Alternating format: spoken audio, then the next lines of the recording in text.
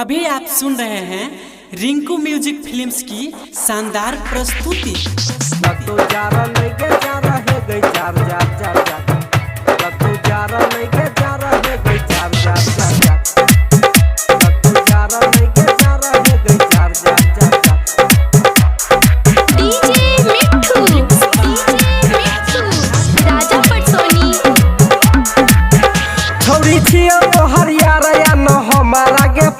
चल ठंडी के मजा उठेबै एक साथ हे गई छियो तोहर यार या न हमारा के पास। चल ठंडी के मजा उठेबै एक साथ लगतो जार नहीं के जार हे गई जार जार जार जार लगतो जार जार नहीं जार हे गई जार लगतो जार जार नहीं जार हे गई जार लगतो जार जार नहीं जार हे गई जार लगतो जार जार नहीं जार हे गई जार।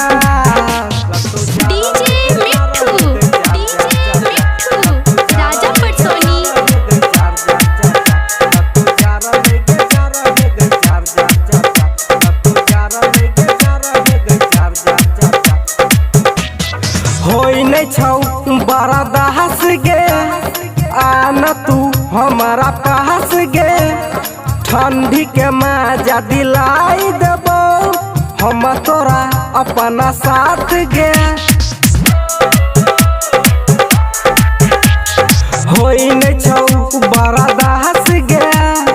आना तू हमारा पास गे ठंडी के मजा दिलाई देबो हम तोरा अपना साथ गे। एहन मौका नहीं मिलतो गे सुन बार बार एहन मौका नहीं मिलतो गे सुन बार बार तोरा खोज नहीं पड़तो गे दोसरैया लगतो जार जार नहीं जार हे गई जार लगतो जार जार नहीं जार हे गई जार लगतो जार जार नहीं जार हे गई जार लगतो जार जार नहीं जार हे गई जार।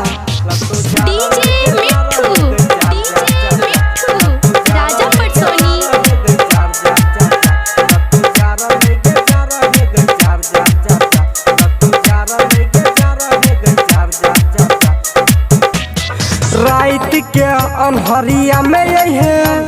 मौका के फायदा उठे है करबो नहीं अब हम बेट गे नमी लैला खेत गे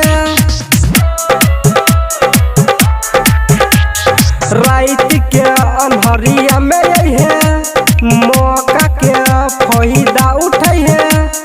करबो नहीं अब हम बेट गे नमी लैला खेत गे करै छियो इंतजार या न करबै गे प्यार करै छियो इंतजार या न करबै गे प्यार हम प्रकाश अकेला के लगबे जोगा लगतो जार जार नहीं जार हे गई जार लगतो